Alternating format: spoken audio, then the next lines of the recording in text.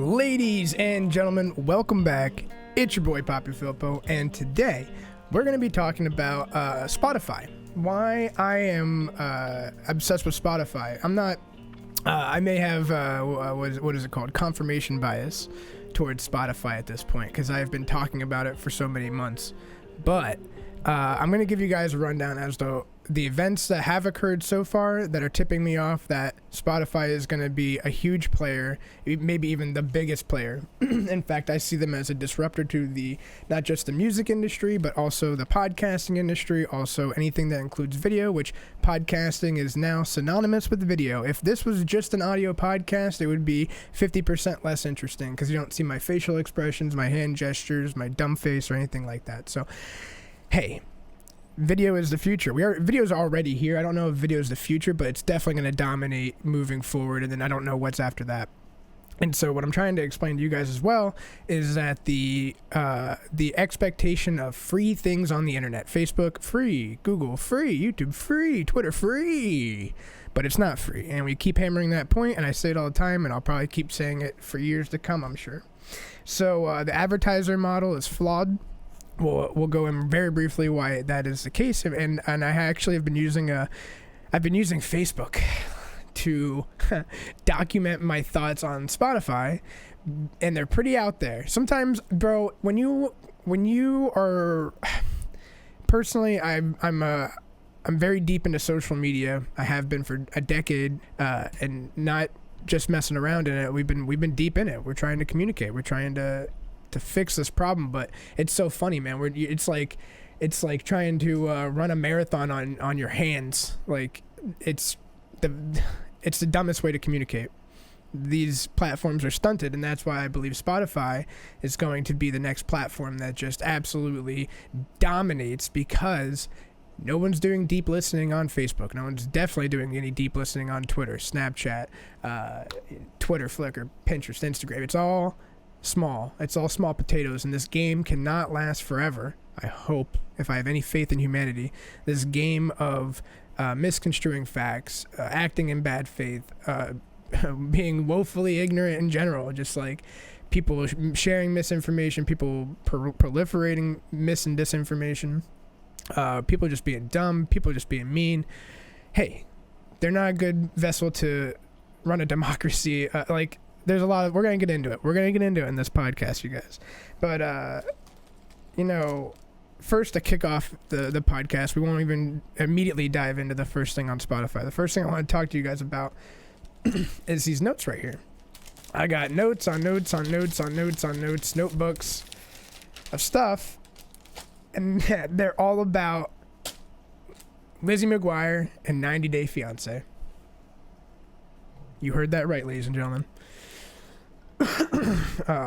ClaytonFilpo sat there and watched Lizzie McGuire to understand, and not just understand, but really break down, technically understand, like get to the roots, the potatoes of the whole thing, and figure out, hey, what makes Lizzie McGuire such a phenomenal show that also could communicate messaging, that could educate folks, that could educate children specifically. I'm fascinated by that. We're on this note of advertiser models. I firmly believe that advertisements should not be on any children's content.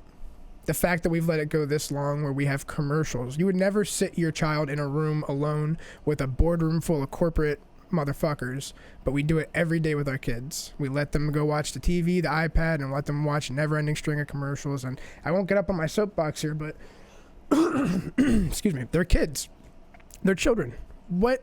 I mean, I have a picture right below this camera right now, actually, of my two little nieces, because they're my inspiration, you know? So I'm sitting there with them last week, and I'm watching them watch the TV, and it goes from garbage content to then, it's like 5 minutes of actual show, which sucks, and then it throws it to commercial, and the commercials last longer than the damn show. And these sweet little girls are just droned out.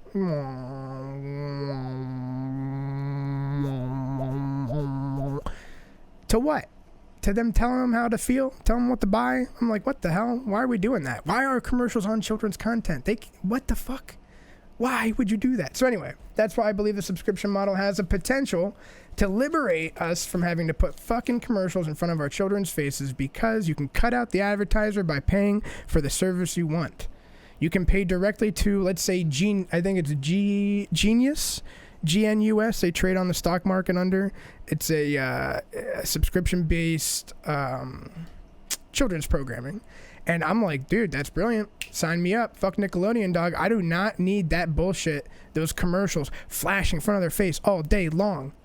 Just give me the content I want that I know is safe and cut those motherfuckers out. Pay for what you love. And so that's why I was breaking it down. I was like, I want to fundamentally understand, because that's what I do. I'm a communicator. I want to understand what made Lizzie McGuire so effective. I've got plenty of notes here. Let me take a sip and slow down, or this podcast is going to be rough. I just get so excited. I get so freaking excited about it, man. I'm like, oh, I can't wait to tell the world. All right.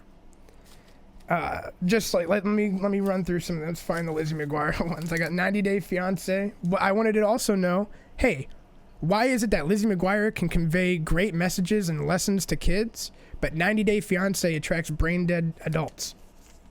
What's the deal? So I said, can articulate complex emotions and multiple characters. That's very important, characters. They have animation for relief, for comedic relief and context. So you and I could be talking right now, and then I can go whoop and throw it over to an animation, and that animation can go anywhere. It can, you can draw. Like, also I have notes about how, animations are amazing, because like a human being can only do so much, but you can do anything with an animation, and you can't even get mad at them because it's a cartoon. Songs and skits help communicate, obviously, and it's understood that exaggerating is in good fun. Okay, you can over exaggerate to kids so much, and for adults you're like, that's a lot of exaggeration, but for kids it hits home. So like, and that actually is applicable in adulthood. So for me, like when I first learned to become a broadcaster, hey, ladies and gentlemen, what's going on, guys? I'm reaching through the TV screen right now so you can feel my energy coming through. See what I just did? I exaggerated. Stunts to explain through examples, sound effects for comedic relief. These all seem so elementary, but ladies and gentlemen, they're very important. Let's see, what else do we have? You can use props. Sometimes I can't even read my own handwriting. It's funny. And then, let's see. Yeah, camera movements. You can pan right, pan left. You can use your frame. And if you really understand how to frame a scene, you can start having characters come in and out and do camera tricks. I'm going down a rabbit hole. So anyway, my main point about showing you guys these right here was that the brain's a beautiful thing, and you can learn something everywhere. You can learn something from everywhere, from the most unique places, unexpected places, really. Again, I'm kind of using like my Facebook to guide me here. Okay, this is June 28th, 2020, by the way. For all the context, the world's in disarray. Keep that in mind. Pandemics, cities burning, craziness. Facebook is losing public trust, which means advertisers are leaving the platform. YouTube is censoring people. Why? Because advertisers get scared if their ads run on problematic content, okay? Spotify, on the other hand, is letting artists own their work while they host the content on their platform. They are a subscription-based service, meaning they are advertiser-free if they want to be. Well, that's partially wrong there. They're subscription-based, and they also have the ad model base. And what's going to happen, as we explain later, is there's going to be a lot of friction moving forward, but eventually, slowly, the subscription model will outpace the advertiser model, and there will be some sort of major separation. The advertiser model is still going to hang around because there's still a lot of value there and money, obviously, but it's only going to really serve as keeping the platform just free enough for first-time users to click into Spotify or click into Apple or click into whatever and enjoy the platform for free until they wake up and realize, this subscription is baller. All right, so there you So yes, people are realizing that you get what you pay for. Okay, there you go. So that was pretty succinct. So June 28th, I'm hammering the point home here that advertiser model is flawed. Okay, so we have July 14th. I said, I will sound like a broken record, but everyone is underestimating Spotify and their potential as a subscription-based service. The less a company is beholden to advertisers, the less influence advertisers have on the stock, okay? So, for example, if Joe Rogan says something controversial on YouTube and Coca-Cola gets mad, they can pull their ads and affect company profits. When a company profit is impacted, corporations like Google, aka YouTube, they overreact in an abundance of caution in an effort to appear just and decisive, and then they overreact themselves. So right now, if I said something really messed up, Coca-Cola got nervous. They said, I don't want my ads on Clay's content. Yo, Google, what the hell? And we're pulling our money out. They pull their money out. Then all the investors in the company see them pulling their money out and their stock starts to drop. So what does YouTube have to do? They have to appear like they're doing something. So they overreact and they ban my comments. They ban whatever. They deplatform me even in an effort to appear like they've taken action and everything's on the up and up. When in reality, they probably just made things way fucking worse. All of this overreacting happens and it impacts all of us, and that's what makes the ad model so bad. Is we've seen like Jake Paul or whoever the kid is, he can go over into a freaking forest and take a picture of a dead dude, and now all the creators are suffering from the ramifications of that. That's a shit model, bro. You literally have to cater to the dumbest, most unethical motherfucker to not do something horrible and then impact your bottom line. And with a subscription base, you can completely cut the advertisers out and pivot to this model where these overreactions just do not happen, okay? And if you count in that Spotify just secured a deal to expand service to Russia and 12 other countries, I mean, come on. And one of those countries, by the way, we'll get into it, is South Korea, which is going to be important. And so I said every fat body Wall Street analyst is saying it's priced in. In my opinion, I could be wrong, but I don't think it is. I do not think it is. So Spotify stock jumped on just the news of Joe Rogan switching, okay? Joe Rogan a couple of months ago said, hey, in the beginning of the podcast, he goes, we're switching over to Spotify and nothing's changing with the show. The only thing is that it's going to be hosted over there exclusively.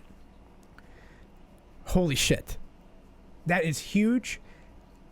And here's the thing. Even I was naive to this. I love Joe Rogan's podcast. I'm not a fanboy of anybody.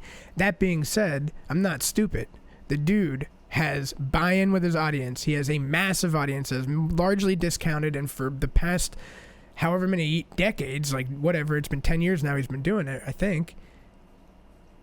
Dude, they don't understand how valuable that shit is. He has an archive of audio and video with the world's leading experts in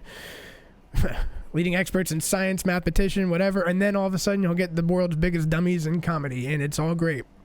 And so what's happening is, I don't believe, because they haven't had the ability to quantify how much money he brings in, they're just discounting him. The companies, the investors, everybody.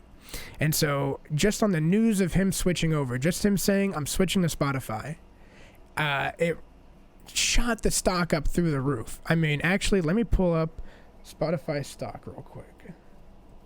Spotify stock. All right. So I'm going to go to the 6-month tab real quick. Spotify was trading at, let's see, $121 through March and April.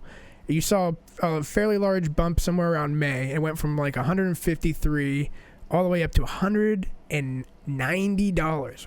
That's a lot in the stock market. Just a quick jump like that within a week. 153 to 190. Okay, trade sideways for a couple more, for about another month or so. And then in June, out of nowhere, boom, he announces it. Just announcing. And it went from $185 per share, and to the peak at mid-month of the next month, $291. So again, June 16th, $185. July 20th, $291. That's huge, okay? And what I want to emphasize here is that's the announcement. There's no added revenue. There's no added subscription count. There's nothing measurable there. It was just the news. Okay. So that's where I'm at on that part. Okay. Moving on. July 16th, 2020, I posted on my Facebook account. We currently know Spotify for music and audio, but what just occurred to me is they're building the capability for Joe Rogan Experience to transition over with video included. What does that mean? It's not just podcasts that are coming to Spotify. Video is coming to Spotify. And if they're building that capability into the platform, the possibilities are endless. Hell, they could stand to open streaming through the platform to the masses, effectively moving in on YouTube's market while operating under a more sustainable profit model, subscription as opposed to advertisement. If they open the platform for the average user to stream, essentially mimicking what YouTube has been doing for years without valid competition, it's game over. This thread was posted a year ago, and I found this thread that is a rumor that PlayStation 5 is going to have Spotify built into it, and already I know that Sony is partnered with Spotify. In fact, I have to check if Sony's even an investor in Spotify itself. But obviously they have a partnership, and if you own a PlayStation, you probably love playing that music over top your Call of Duty, when you're dropping into the freaking quarry. That's my spot. You guys can find me in quarry all day. But yeah. So, and then I've had other people, bring up the fact, they go, well, Spotify demonstrated, they had videos on the platform as early as 2016, I think, end of 2015. And I was like, oh, I didn't know that. So I looked it up, and I was like, well, hot damn, valid point. There were these there's only a couple, just little teensy tiny, like, video programs, like very short clips and stuff that I found. And I was like, honestly, that justifies it even more. The fact that Spotify was messing around with video in 2015 tells me that they've had as much as 5 years to work on the back end infrastructure, getting this thing right.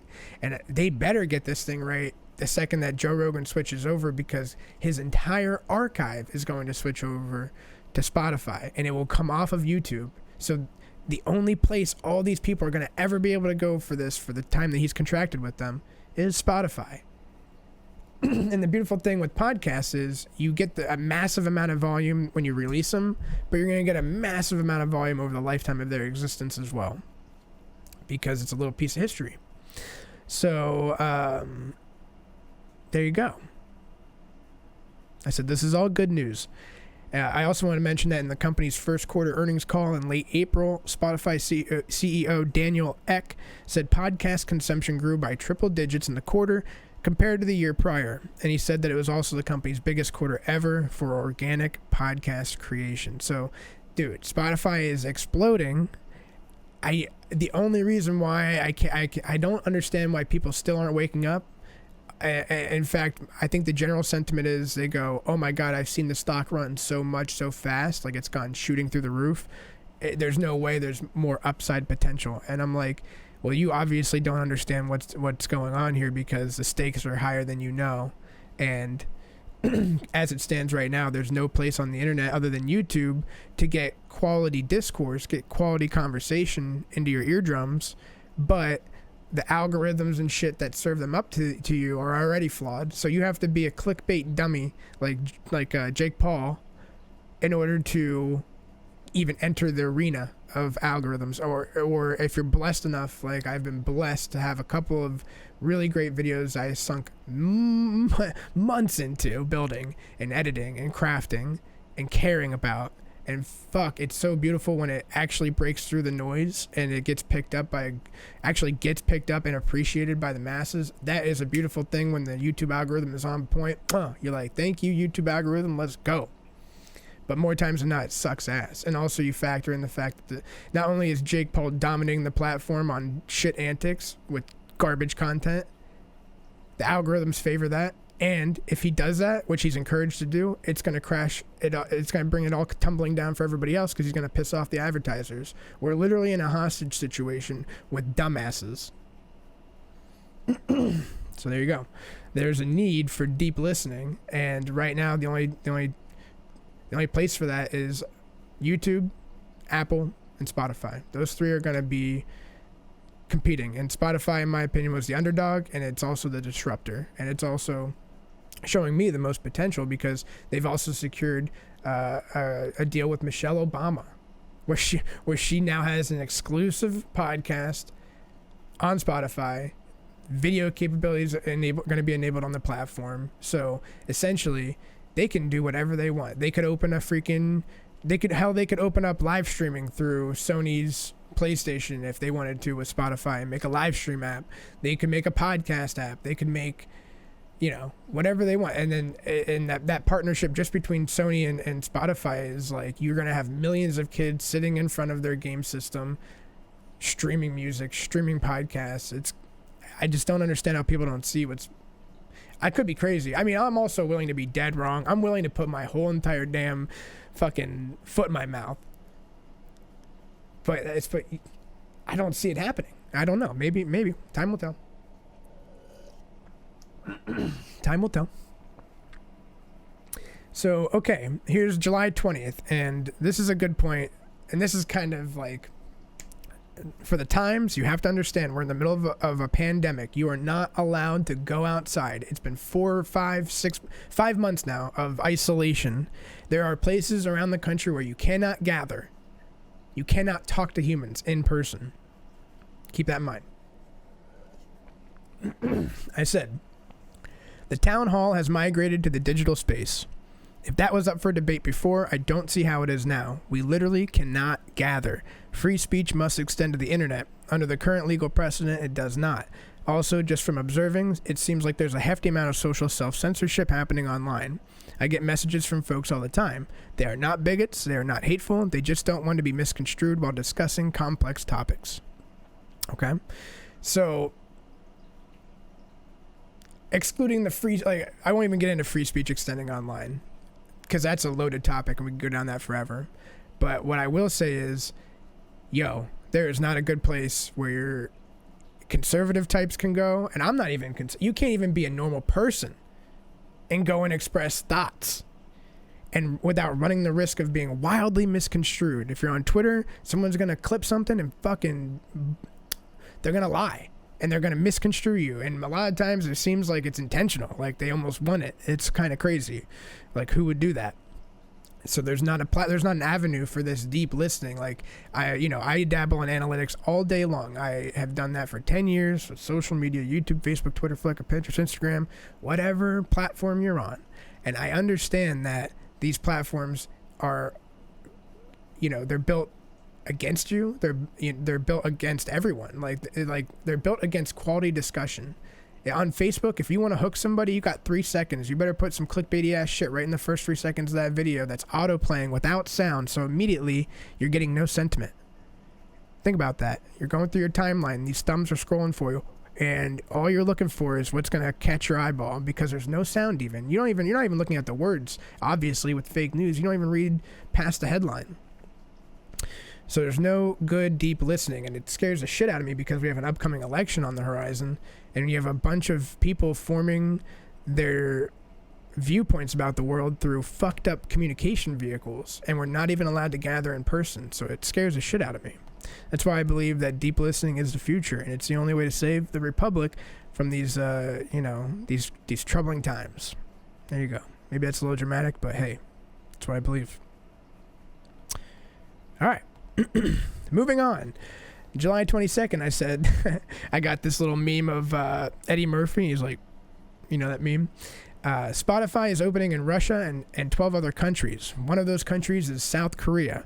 Spotify has K-pop. South Korea has millions of K-pop stans. K-pop stans will buy subscriptions and pump numbers to astronomical highs. Buy Spotify. I just thought that was a good point. If you know anything about K-pop stans, it seems like they are they're like the most active group of fans on the entire planet. Also probably the most annoying, but God love them. July 22nd. I said, are you sick of this yet? Time for another quality breakdown from your hot new financial advisor that will definitely not lose all your money for you. So, One Direction just tweeted for the first time in 2 years. I do not know anything about One Direction, But I do see thousands of giddy Twitter accounts calling for their return. The K-pop stands. Further, on Spotify, they've begun rolling out vertical videos over their old songs. In fact, you can enable the feature by going to Settings, Playback, Canvas on. As I understand it, tomorrow is their official anniversary. My prediction is, if they announce a comeback, it'll be accompanied by an exclusive Spotify deal. And, over the course of the next day, pretty much right there, it all unraveled that they were coming back. They're going to have some kind of new 10 years of One Direction was the campaign they announced, and they announced that very next day, hey, video is now on One Direction songs, and they have exclusive behind the scenes, never before seen video. And bro, on Twitter, these kids were losing their damn minds, bro. They were losing their minds. It was bringing back that instant nostalgia. They're behind the scenes from their 2011 music video shoot, and it's like, yeah, to me, I'm like, whatever. But I can see right now, I can see it right there. They're losing their minds. I mean, it's a gold mine. Video alone adds so much value. On August 3rd, this is what really kind of cemented it for me. I mean, all that stuff was really good, but on August 3rd, I posted a Yahoo News story, I guess, Yahoo. It says, documents reveal the behind-the-scenes battle between Spotify and Apple that led to an antitrust investigation. So if you guys saw on the news or whatever that, hey, all these tech CEOs are being wheeled out in front of, Congress, and they're kind of getting asked very weird questions or sometimes even basic questions. I have a little bit of faith that maybe some of these folks know what they're the right questions to ask so that they have a larger point to make down the line or a larger case to build. I'm also not ignorant to the fact that a lot of people in government are woefully stupid when it comes to social media. So, hey, what can you do? But I said there's a quote in there. But given the company's rocky relationship with Spotify and that company's push for antitrust investigations into Apple in both the US and the European Union, it seems equally likely that Apple will need to make some changes to how it competes in the app space. So the main problem here is Apple is alleged to have been mistreating and reprioritizing other apps over other apps, right? And when they're dominating as a marketplace and they control the marketplace and they get to control who their competition and opposition is, they're monopoly, or that's the argument being made. So if they even want to, if Apple even wants to not appear, just not even appear, like they definitely don't want to get wheeled out in front of court, I'd say, but if they don't even want that smoke, they're going to have to relax their rules in their marketplace. And that's what sparked this entire crazy media fiasco. And I think it's actually good to bring attention to it because I think Spotify is going to be fantastic competition. I think they should compete with Apple. I think Apple needs to allow people to be able to click out of their platform and into other platforms that they find valuable. I don't know how it's all going to work out, but I'm sure it's going to be interesting. I could also be completely wrong. I could also be completely right, but way too early. I could be completely right, but 5 years early. It's going to be interesting. We will see. So, I just wanted to give you guys that rundown and let me know what you guys think. Great podcast, you guys. I mean, I don't know. I could sound like a complete idiot. It's going to be interesting to watch this back. But, hey, I appreciate you guys for listening to me. We'll see how this pans out. I think September 1st is going to be a big day. Look out. September 1st, Joe Rogan switches over to Spotify. His video, his entire podcast goes right over, and his entire archive. Exclusive. And I believe that's going to cause a cascading effect where all these other artists and all these other, whether they're musicians to podcasters to prominent figures around society, they're all going to start signing up for either Apple and or Spotify. So there you go. Ladies and gentlemen, I appreciate you very much. Take care of yourselves. Have a wonderful weekend, and take care.